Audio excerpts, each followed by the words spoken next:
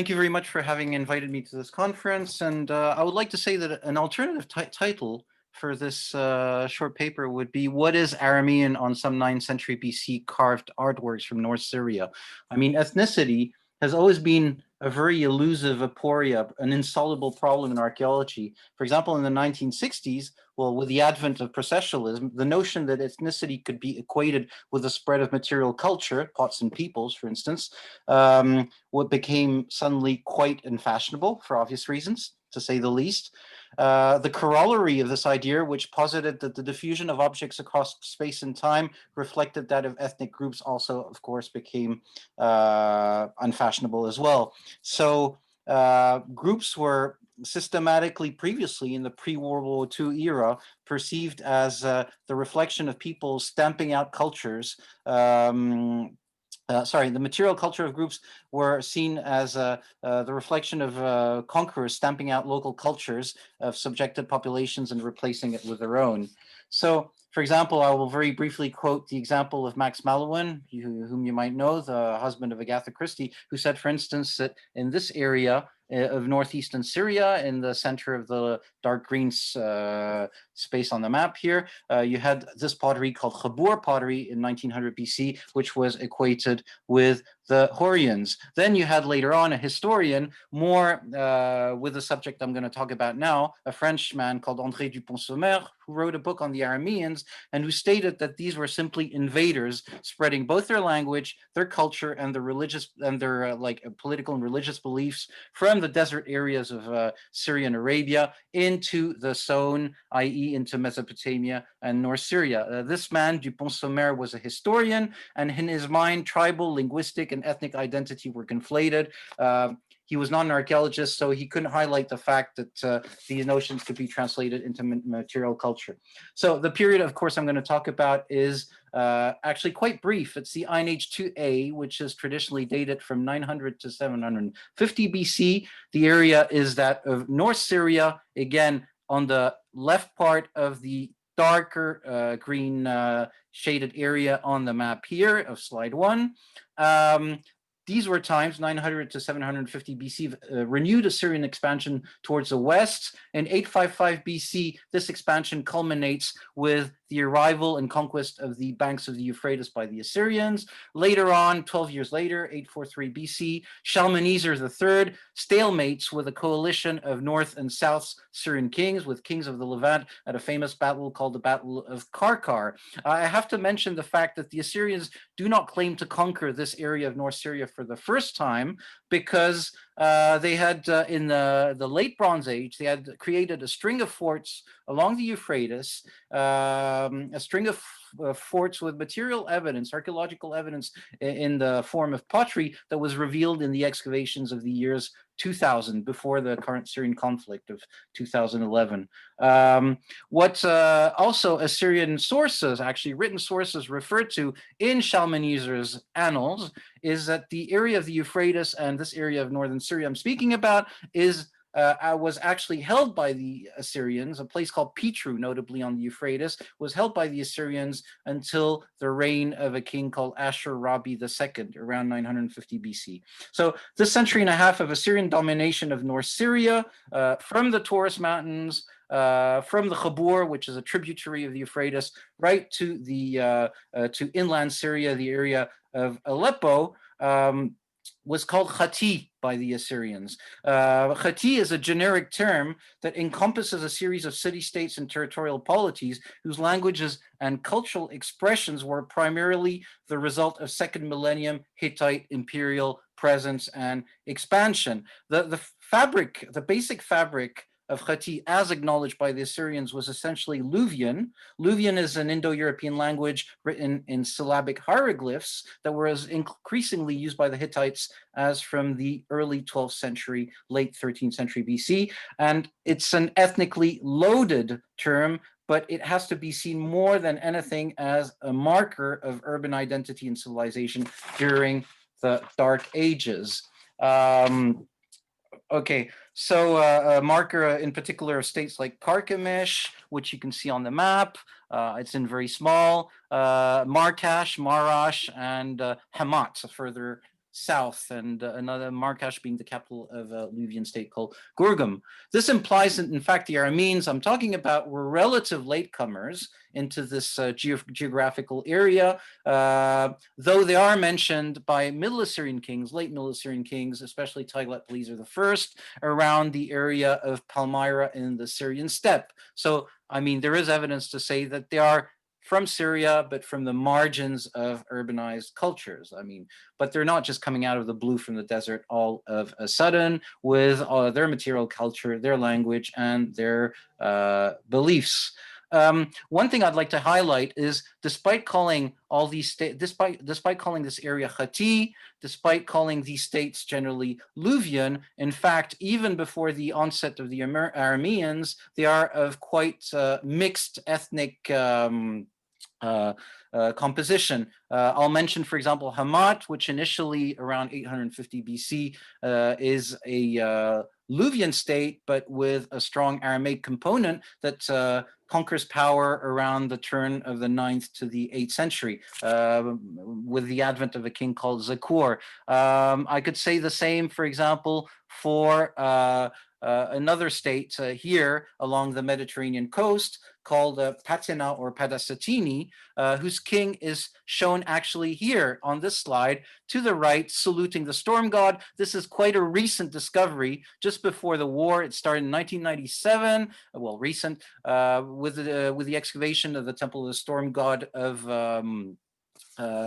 Aleppo, in the citadel of Aleppo by a German expedition. So this is a man called King Taita, late 11th century in all probability, writing in Hittite hieroglyphs, but ruler of a city which has a mixed population already before the Arameans of Luvians and local Semitic populations, and probably even Hurrians who are on the who are slowly disappearing. Now, though I wish to focus on basically, obviously, ethnicity on monuments, on the iconography and texts of two monuments that I'm going to present, giving other parallels, of course. What I would like to insist on is that ethnicity is part and parcel of a notion called identity. Identity, though, can be expressed in various ways. It's a sort of conglomerate, it's a combination of different components. I can, for example, mention class identity when we're talking about elite, peasantry, craftsmen, traders. Obviously, the stelae and statues I'm going to present are from elite, elite are a reflection of elite identity. You can have tribal identity with an emphasis on clan and lineage, religious identity with the worship of city-state gods, tribal gods, or even supernatural gods. I'm thinking notably of the moon god of Sin of Haran, which is a city in northern Syria on this map right here, which is a god of treaties, which was eminently respected and worshipped by the Assyrian conquerors themselves. You can have political identity, which is what is essentially mostly expressed on the artwork of the Ain 1 and Ain 2 of northern Syria. Personal identity, individual choices made by rulers, and you have, of course, identities related to lifestyle, nomads, village people, townspeople, semi-nomads, and nomads. Before I get into the reliefs and statues of North Syria with precise examples, I would like to mention that North Syrian art on orthostats and reliefs, as opposed to Neo-Assyrian art, is emblematic. It's a language of power expressed through visual symbolism, generally meant for all the people who are being ruled, as opposed to generally Neo-Assyrian art, which is generally which is often narrative, most often narrative, which describes very precise events, campaigns, wars, and which was placed in the throne rooms of Neo-Assyrian palaces. From this division between emblematic and narrative art, I go to location. Location is extremely important because it gives an idea of who had access to the language of power expressed in these reliefs. Obviously, in Assyrian palaces, it was more like foreign rulers, visiting ambassadors, and the Assyrian nobility, not all of the people. In the case of North Syrian reliefs, you usually find these reliefs at the entrances or courtyard, or in the courtyards of citadels, or in city gates, which means that most of the population would have been able to have a look at them and to understand the language that was expressed through imagery. All right, I would like to very briefly introduce you to the site of Zingerli, which is a 40-hectare tell with a 6-hectare citadel, which was basically founded in the Bronze Age, though there are at the end of the Bronze Age, though there are early Iron Age remains underneath, and which prospered essentially in Iron Age 2 and during the period after of Assyrian domination. Here you see the Amanus Mountains separating this part of inland Turkey from the Mediterranean coast. You're very close to Gaziantep, and you have this citadel surrounded by a lower city, perfectly round, with 3 gates, including one that revealed major reliefs of the earliest phase of Iron Age occupation on the site. The king I would like to refer to is this man here called Kilamua. Kilamua was always interpreted as a Luvian name. I would suggest that it's actually Kalamu, a Semitic name, and there is nothing in particular to interpret it as Luvian. So we're dealing with a Semitic dynasty, possibly Aramaic, probably Aramaic, of a kingdom which was called Samal, which in that language, like Shamal in Arabic, means the north. So this Kilamua stela, you have it here transcribed. You have a detail here on the left, measures 1 meter 56 in height, 1 meter 30 in width. It contains a 16-line inscription in Phoenician, and it starts with, it's to the right of the figure of this king. Now, this king has been dated through his inscription right here to the reign of Shalmaneser III of Assyria. So somewhere around 830 to 820 BC. I'm not going to read the whole inscription. He says he's the son of King Haya, who is mentioned in the Assyrian annals in 853 and 55 of Shalmaneser III. Now, what is interesting is that he is portrayed with this crown here, which looks very much like the crown of Shalmaneser, which is called, actually, I mean, this is an anachronism, but it's called a fez with a pine cone on top. He's also wearing this draped robe, which is actually the Assyrian religious costume. He is wearing something else, sandals, which might seem a detail, but which is in fact quite important, because as you can see on Neo-Hittite or Luvian reliefs of the same period, I'll go down here, the Luvians were upturned shoes, which is a tradition that goes back to Middle Bronze Age Anatolia.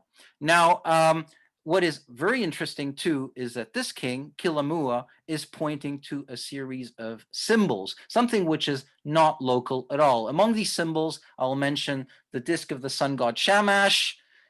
The biggest symbol of all, which is very significant, he is pointing towards the winged disc of the god Ashur, the national god of Assyria. Here you have a horn helmet, probably Ninurta, the god of war, Mesopotamian again, and in the middle you have something that looks like a chariot yoke. If I have time, I will come back to it. So the dress is primarily Assyrian.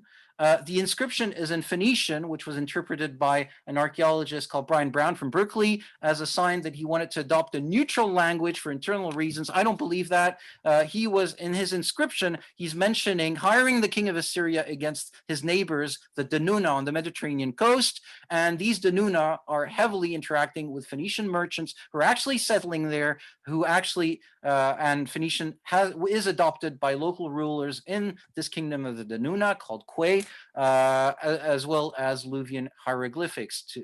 Okay, so basically, I would like to turn to, again, before turning to what is Aramean, particularly Aramaic or Aramean on this relief, I would like to point out to the drooping lotus flower, which is actually another Phoenician symbol and which indicates something very interesting, but I won't delve into it for much time. The drooping lotus flower indicates that the king is dead, as you can see on the Phoenician sarcophagus much earlier of Ahiram, which contains a first alphabetic inscription, and that therefore this king is dead, and he is followed on the relief to the right, dated to Kilamua probably as well, by his son and successor, who is holding an upright lotus flower. Now, what is particularly Aramean in the stele? I mean, beyond the political statement of this king, who is actually showing his allegiance to Syria, both in the text and in the iconography, I have to return to the fez. I have to return to this hat, which is in a way a compromise. It's a compromise between the Assyrian crown that I just showed you on the relief of Shalmaneser and the headgear worn later on in the 8th century by Aramean rulers. Here you have Bar Rakib of the same city of Samal of Zinjerli, who was reigning towards around 720 BC. This inscription is not Phoenician, by the way. It is in proper Aramaic. And you have the nobility of another Aramaic little city near Aleppo, excavated very badly in the 1920s, called Nerab, with the representation of this man here called Sigabar. Note, by the way, that he's also wearing the Assyrian fringed garments of Assyrian kings, but he is wearing a cap of fleece, which has a flap, and which is closer to the example of Barakib. Martin? Yes? I'm really sorry. I'm going to have to stop you because we've gone a little bit over time. Okay. I can, for 30 seconds, introduce to the second monument I wanted to talk about, which is a statue, Tel Fecheriye. The text of this statue is right here. I mean, this is a statue of a man called Adad Yitzi, another Aramean, but what is interesting, very briefly, is that his inscription in front of his skirt, behind his skirt, is in both Aramaic and in cuneiform. So in the cuneiform version, he's called a governor. In Aramaic, he is called a king. So here again, we see an example of political allegiance overwhelming ethnicity, but you have ways to find ethnicity under the expressions of political allegiance. To conclude in just one sentence, it is not easy to discover what is Aramean in 9th century official art, but certainly you can have details that enable you to find distinctive features in iconography, in the literature that goes with the iconography, but you have to look beyond what is expressed primarily in this art, which is political identity, political allegiance, and political concepts. Thank you very much.